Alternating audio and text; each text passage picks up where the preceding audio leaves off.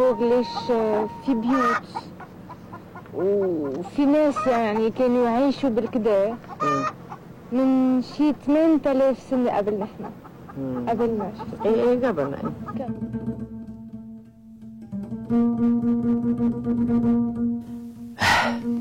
J'aurais tant voulu être chercheur. J'aurais parlé 20 langues, vivantes, mortes, oubliées, interdites, connues seulement du dernier descendant de la dernière tribu d'une lointaine montagne, d'un lointain désert.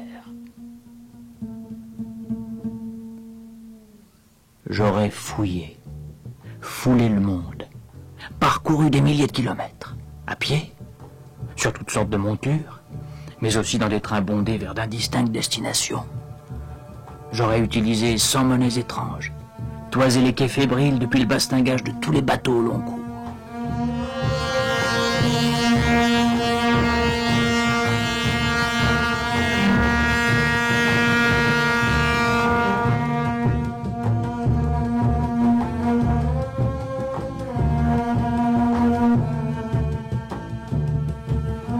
J'aurais connu la faim, la soif, la solitude, la peur, réconforté ici par le prince, là par le miséreux. Puis renvoyé dans mon pays, j'aurais guetté la prochaine éclaircie dans le brouillard des conflits qui interdisent les continents. J'aurais tout vu, tout lu. Rien de la faune, de la végétation, de la biologie, de la géologie des courants, des climats ne m'aurait été tenu secret. J'aurais écrit, dialogué avec d'autres plus savants que moi encore. Je serais allé vers l'ignorant, vers le disciple. Je les aurais convaincus de ma science et du savoir grandiose des autres humains de toutes les cultures, de toutes les époques, colportés par mes soins.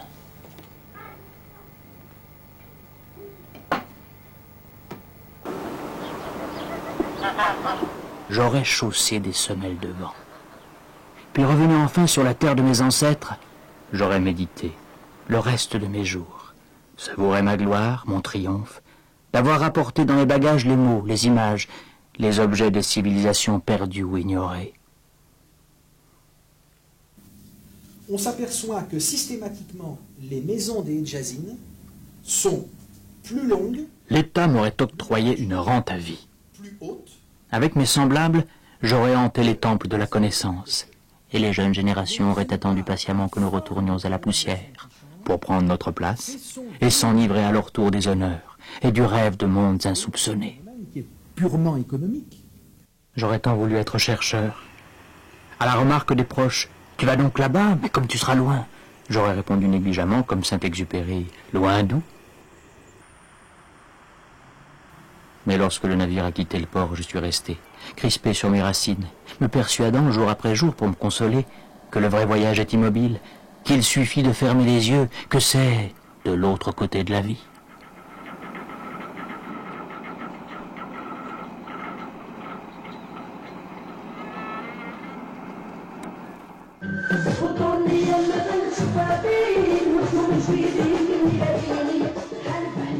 Bien sûr, j'en ai connu des preuves de l'ailleurs, d'étranges sarrasines, des mamamouchis de bistrot, des bayadères de prise unique, de ces créatures ondulantes comme l'arête des dunes, de gras épiciers, des pâtissiers gloutons.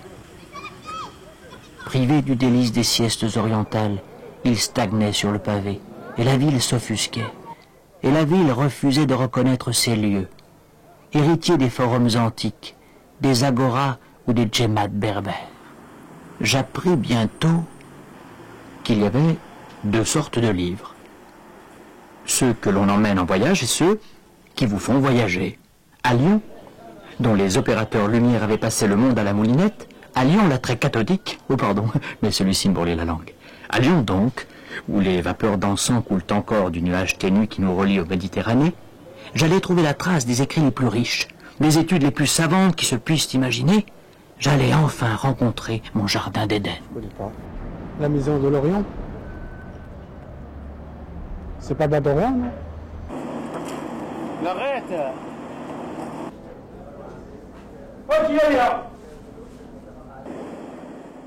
Après quelques errances, je me retrouvais dans la petite rue qu'elle partageait avec cet hôpital aux saveurs d'évangile. De l'extérieur, rien ne laissait deviner un tel fourmillement d'idées, une telle richesse. Je sais que c'est en face, mais je ne sais pas du tout en quoi ça consiste. Oui, j'ai vu sur ma droite qu'elle était là, mais je ne connais pas, non, je connais pas. Je sais que c'est ici, mais je n'en connais pas plus.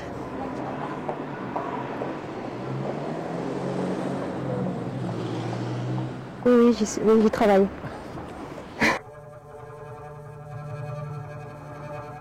Sans pouvoir être pris pour une invitation, ce premier contact n'eut cependant rien de rébarbatif. Alors, cette aventure que je m'étais refusée à 1000 lieues d'ici, je décidai d'aller la vivre dans les étages. Vous la découvrez comme je l'ai vue. La modestie des lieux n'avait d'égal que la discrétion des ombres croisées au fil des couloirs et des salles.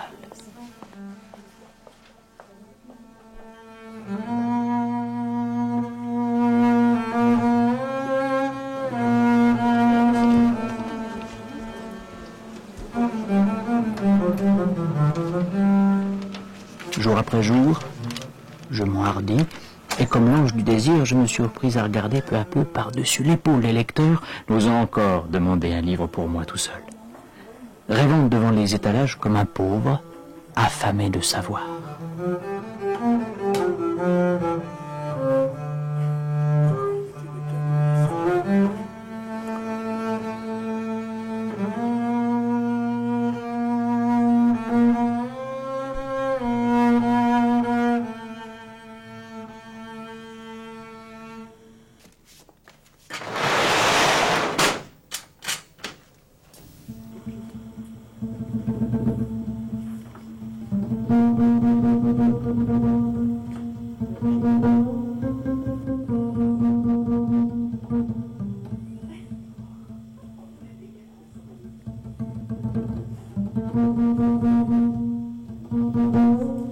Allô, je suis Alifa Pau de Damas.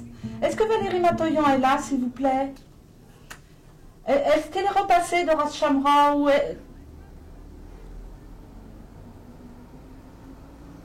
à la fin du mois? C'est de la part de la Maison de l'Orient à Lyon, la mission archéologique de Ras Shamra. Nous arrivons le 2 mai à 17h45 à l'aéroport et nous lui avons mis sur un fax. Hein.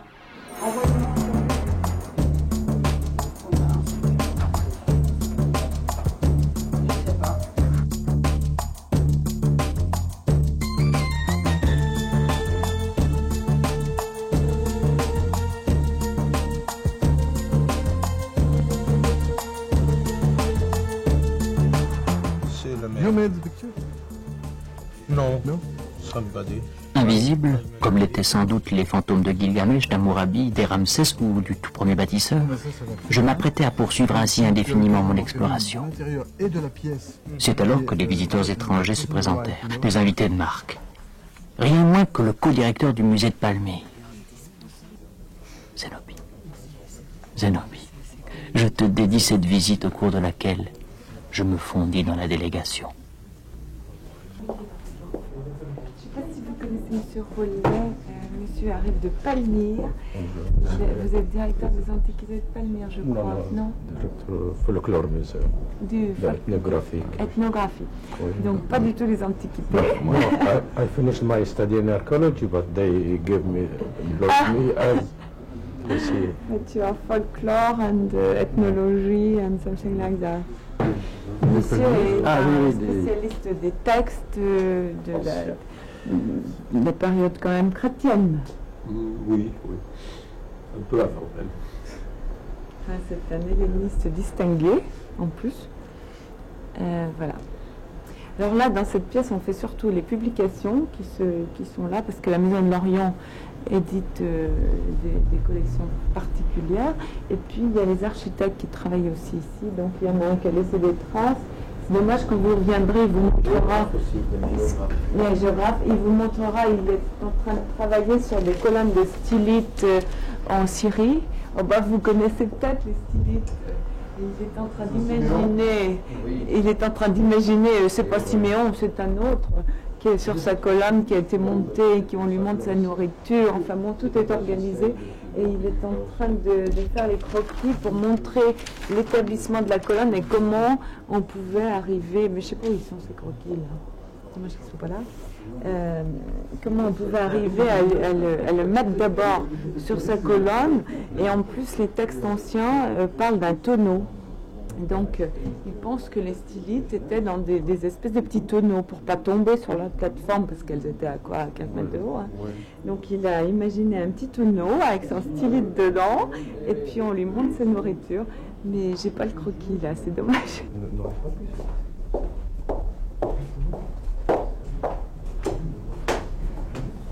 Là, donc, c'était un monde arabe contemporain qui travaille beaucoup avec l'Institut du monde arabe à Paris. On arrive dans un endroit qui est un petit peu original à la Maison de l'Orient, puisque c'est un laboratoire de céramologie qui est plutôt physique, chimique.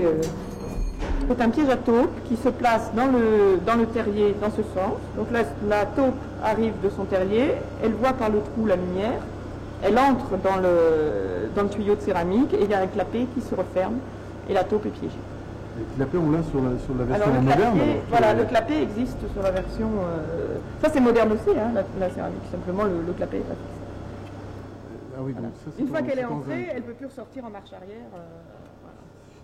Voilà. Et après, donc là, ils dévissent ici pour sortir la taupe, alors qu'ici, bon, ils doivent soulever le système. J'avais réussi mon entrée dans le monde de la recherche. Désormais, l'épi paléolithique, le PPNA, le PPNB, le natoufien, le préalaf, les termes sophistiqués de la céramologie, c'était un peu de moi, puisque je pouvais les placer dans la conversation, entendre un mot phénicien sans le prendre pour une insulte, assister au séminaire en gentleman reader, me repaître de connaissances, m'évader. Quoique... L'invention de l'évêque Paul. Eh bien, l'évêque Paul est un bienfaiteur, comme je vous l'ai dit, parce qu'il a eu l'idée de construire une prison spécialement pour les détenus qui n'avaient pas encore été jugés. Alors, il indique bien dans son inscription que je vous ai montré tout à l'heure, il indique bien qu'il interdit qu'on mette des condamnés dans sa prison et il ordonne qu'on mette les détenus qui n'ont pas encore été jugés, qu'on les retire de l'autre prison et qu'on les mette dans sa prison. Et il indique bien que pour ceux qui ne respecteraient pas ces prescriptions, il en appelle au jugement éternel. Ce qui est intéressant pour la persécution des chrétiens de 177, c'est que la communauté qui est persécutée ne paraît pas tellement gauloise, elle paraît essentiellement une communauté étrangère. Ça veut dire qu'à la même époque, il y a à Lyon des orientaux, c'est-à-dire des gens d'Asie mineure et des gens de Syrie. Qu'est-ce qu'ils font là? Sans doute, la plupart sont des commerçants. Il y en a d'autres. On a retrouvé une inscription, par exemple, d'un certain Taïm qui vient de Kanata, à l'heure actuelle dans le sud de la Syrie, qui se désigne comme arabe et comme devin. Eh oui, tout me ramenait à Lyon, où toutes les fois que l'on fait un trou, on trouve quelque chose. À Lyon, toutes les fois qu'on fait un trou, on trouve du gallo-romain. Vous savez, on fait mieux que ça. Quand on a construit l'hôpital de l'Antiquaille, on a trouvé un très beau crâne de rhinocéros le complet. J'étais professeur de biologie. Ah oui. J'ai soigné les Arabes dès le début. Et puis ensuite, quand il y a eu la guerre, les rescapés d'Iraken et El-Amen, ils étaient soignés à l'hôpital de Bethléem et j'étais le docteur. Sans être un docteur ni un diplômé d'État, justement. C'est ce qu'ici, ils me cassent tous les pieds. Mais vous n'avez pas de diplôme, j'en ai pas besoin. Ce que j'ai fait, ça a été utile. Seulement voilà, les gens d'ici, ils ne se rendent pas compte de ça. Il avait dû jadis procéder comme moi, se mêlant au décor, au mobilier, définitivement installé, personne pour lui demander des comptes. Il me suffirait désormais de mimer l'évidence de ma présence, de savourer l'éternité. Eh bien non. Cette volupté du calme, il était écrit que je ne la connaîtrais pas. Car voilà, 80 000 livres. Qui n'a jamais vu 80 000 livres ne peut se faire une idée du nombre de livres que cela représente. 80 000 livres, moins ceux que des mains impures avaient détournés, que le temps avait rongés, que l'oubli avait fait oublier. J'arrivais là pour découvrir que l'édifice menaçait d'imploser.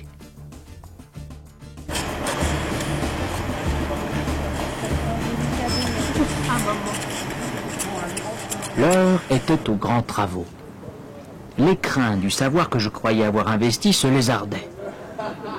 Je crus comprendre que ma place ne serait acquise qu'à force de hanter, non pas les ruines, mais le chantier voisin où sur 5 étages, oui 5, 1, 2, 3, 4, 5, 16 000 livres par étage, la science allait bientôt pouvoir s'étaler.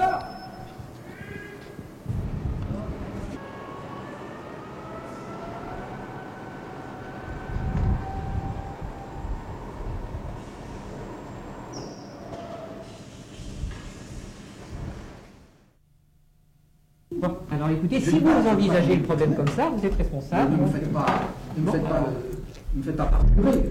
Si vous vous rendez compte, si vous me dites ça, qu'est-ce qui m'arriverait? J'irai en enfer tout droit. Non, non, je ne m'engage pas à doubler le personnel. Je m'engage simplement à ce qu'on trouve une solution pour que le bâtiment soit ouvert à des heures que j'appelle normales, c'est-à-dire de 8 h du matin à 10 h du soir. Samedi compris. Donc, je crois que... Oui, évidemment, si vous voyez le problème comme ça. En précision, ce qu'on a, les hypothèses, là encore, on a travaillé, on a passé d'assez nombreuses heures de réunion sur ce sujet. Je crois que le fonctionnement qui a été pris comme hypothèse pratiquement définitive, c'est de dire effectivement la Maison de l'Orient est réservée aux chercheurs et au personnel habilité à y rentrer, et aux personnes habilitées à y rentrer, pardon. Le CRDA est ouvert aux étudiants et à tout visiteur, a priori. Nous aurons accessible au public les étages entresol, R+1, deuxième étage, 2 bis, 3, et éventuellement 3 bis en fonction de scénario d'agrandissement. Marie-Jo puis Thierry. On ne va pas avoir tous les clochards du monde qui dorment là. Il y en a plus dans Est-ce que vous pouvez montrer où sont les contrôles Non, c'est secret ça, Thierry. Le but de la plaquette dont on parle aujourd'hui, il est très clair, c'est de marquer un moment, un tournant dans l'histoire de la Maison de l'Orient, qui est la construction du bâtiment destiné à la bibliothèque, et de manière à ce qu'il y ait une trace de cette opération et du bâtiment lui-même. Il me paraît intéressant qu'il y ait une trace du bâtiment en tant que tel lié à l'histoire de la Maison de l'Orient. C'est un petit peu pour ça que donc la partie, je dirais, présentation de la Maison de l'Orient, elle peut être beaucoup plus réduite puisqu'on a un document qui existe déjà. Ouais. En revanche, il faudrait éventuellement insister plus sur les aspects bâtiments construits pour un certain usage et communication à partir de ce nouvel instrument.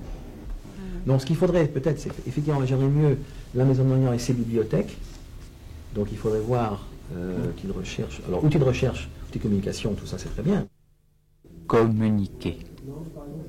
Et moi qui étais condamné à écouter, à ne pas crier mon admiration devant tant d'enthousiasme, tant de détermination. Et pendant qu'on se chamaillait, qu'on s'interpellait quelque part dans le mausolée, qu'on emballait les trésors du savoir, qu'on les rendait muets pour un temps, je ne dus mon éducation qu'au veilleur inlassable qui semblait répéter pour moi seul sa prochaine conférence. Une deuxième période qui est intéressante, c'est le XIIIe siècle. Curieusement, c'est à Lyon que se tiennent deux conciles qui traitent tous les deux, entre autres évidemment, de l'union entre l'Église romaine d'Occident et l'Église orthodoxe grecque. Et au deuxième concile de Lyon, l'union est proclamée. Naturellement, ça n'aura pas de conséquences puisque par la suite, cette union ne sera pas confirmée. On retrouve l'Orient à Lyon au XVIIe siècle, à travers des individus, et je crois que l'action de ces individus, elle, est très porteuse d'avenir. C'est par exemple Jacob Spon, qui est un médecin, qui est un voyageur protestant, lyonnais, qui va finir sa vie à Genève, Jacob Spon, qui a été un archéologue, un des fondateurs de l'archéologie et de l'épigraphie. C'est d'autre part, d'une manière beaucoup plus discrète, le début des missions des jésuites lyonnais vers l'Orient, avec les deux grandes destinations qui sont Smyrne et l'Asie mineure d'une part, et la Syrie d'autre part. Se place assez souvent de vols de livres qui disparaissent. Alors, est-ce qu'il y aura un système peut-être informatisé? Si on réfléchit véritablement sur le rapport entre Lyon et l'Orient, on s'aperçoit qu'il est intellectuel, mais pas tellement à travers les disciplines de l'orientalisme, à travers des disciplines, j'allais dire, assez pratiques, comme la médecine, le droit, et puis à travers les relations d'affaires.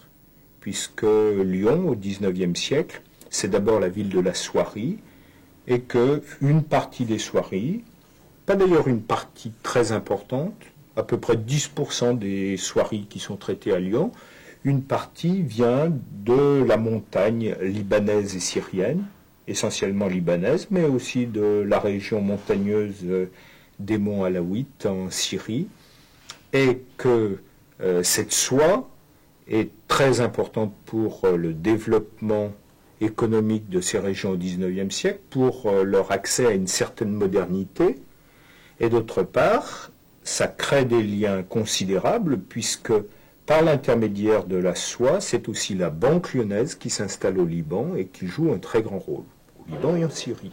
Et c'est ce qui explique que, à partir de la fin du XIXe siècle, se crée aussi dans l'université des chaires qui s'intéressent à ces questions-là.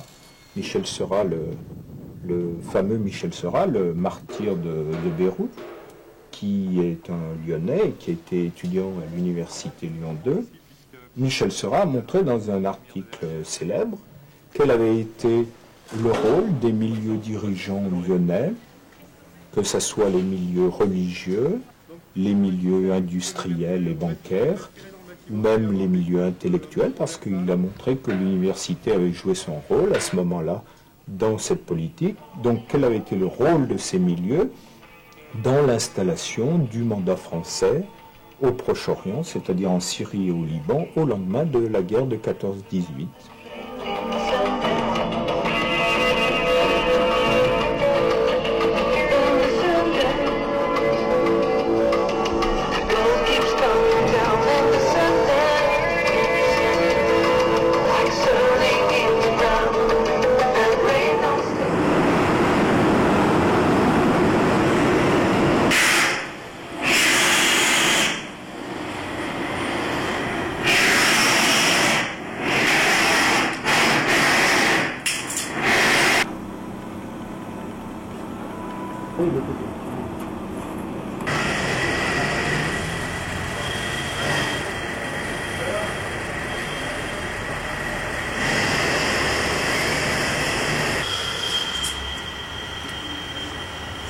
La restructuration que propose Jarmont.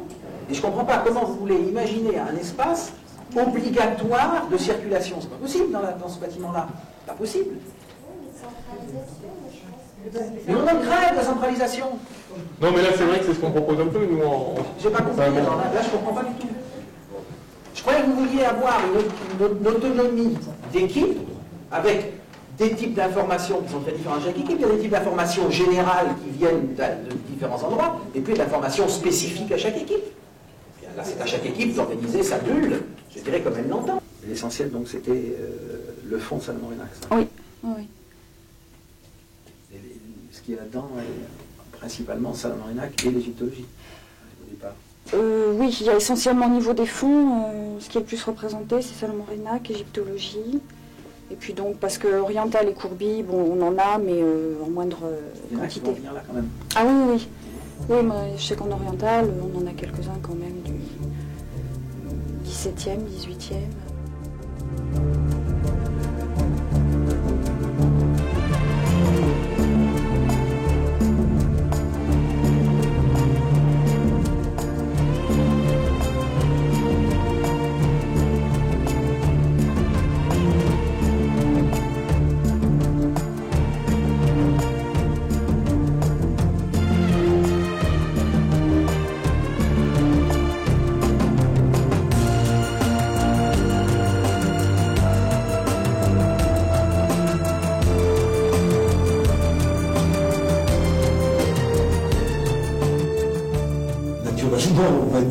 repli sur soi est très dommageable, nous en sommes persuadés. Mais il faut bien voir qu'une bonne partie de nos activités sont des activités qui nécessitent justement ce repli sur soi.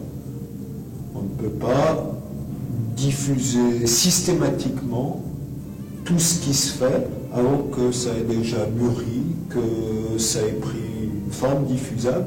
Et je crois qu'il faut que nous sachions garder aussi un petit peu notre thébaïde. Vous voyez que cette mosaïque représente des bords du Jourdain qui étaient des sanctuaires de moines.